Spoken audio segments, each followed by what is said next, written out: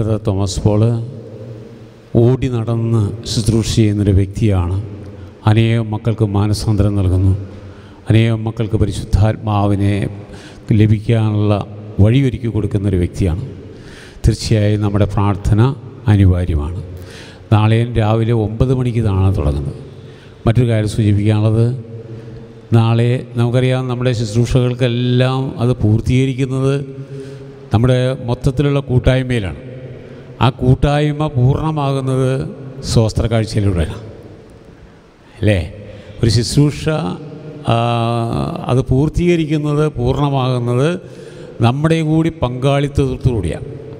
അപ്പോൾ അതുകൊണ്ട് ഇന്ന് വീട്ടിൽ ചെന്ന് ആലോചിച്ച് നമ്മൾ തമ്പുരാൻ്റെ ശുശ്രൂഷയ്ക്ക് എന്ത് കൊടുക്കണം എന്ന് ആലോചിച്ച് തീരുമാനിച്ച് പ്രാർത്ഥിച്ച് നാളെ അതും കൊണ്ട് വേണം വരാനായിട്ട്. നാളെ ദീപവേലി മധ്യേ നമ്മൾ സ്വസ്ത്ര കാഴ്ചയെടുക്കുന്നതായിരിക്കും. ഇന്നിപ്പോൾ ഉടനെ തന്നെ നമ്മൾ ഉച്ചയ്ക്ക് ഭക്ഷണം കഴിക്കാൻ പോയതുപോലെ അവിടെ ലഘുഭക്ഷണം ചായ വെച്ചിട്ടുണ്ട്. നിങ്ങളെല്ലാവരും പോയി ഭക്ഷണം കഴിക്കണം.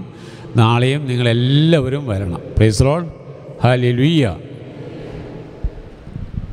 ഒരു ജയ് വിളിക്കണ്ടേ? എല്ലാവരും എഴുന്നേറ്റ് അതിശക്തമായ ഉച്ചത്തിൽ നമ്മളുടെ ഭാരത സംസ്കാരത്തിൻ്റെ ജയ്യാണ് വരാൻ പോണത്. ഇതാണ് ഭാരത സംസ്കാരം, ജയ്. നിങ്ങൾക്ക് എത്ര ശബ്ദമുണ്ടെന്ന് സ്വർഗം ഇപ്പോൾ അറിയണം. ബോലോ പ്രഭു യേശു ക്രിസ്തു കീ. പോരാ കുറച്ചുകൂടി ഉച്ചത്തിൽ. ബോലോ പ്രഭു യേശു ക്രിസ്തു കീ. हमारे मुक्तिदाता की, राज राजेश्वर की. Praise the Lord. സ്വർഗം സന്തോഷമായി എല്ലാവർക്കും. വെളുപ്പിന് 4 മണി. നാളെ എത്ര മണി? 4 മണിക്ക് പ്രാർത്ഥിക്കാനുണ്ട്. 4 മണിക്ക് പ്രാർത്ഥിക്കുന്നവർ കരമുയർത്തുക.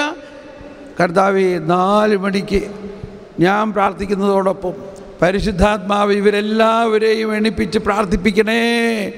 അതിന് മുമ്പേ തന്നെ എണിപ്പിച്ചേക്കണേ. ആമീൻ.